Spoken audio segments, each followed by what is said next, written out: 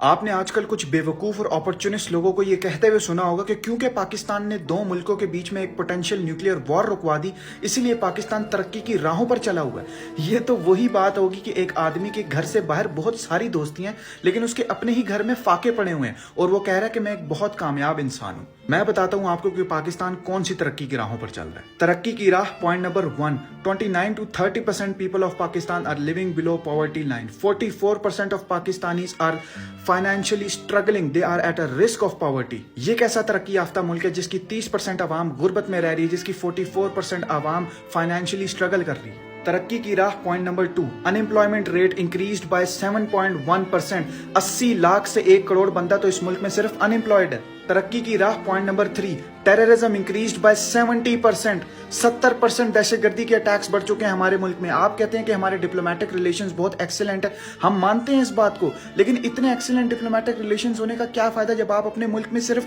دہشت گردی تک نہیں کنٹرول کر سکتے۔ ترقی کی راہ point number 4، inflation increased by 30%۔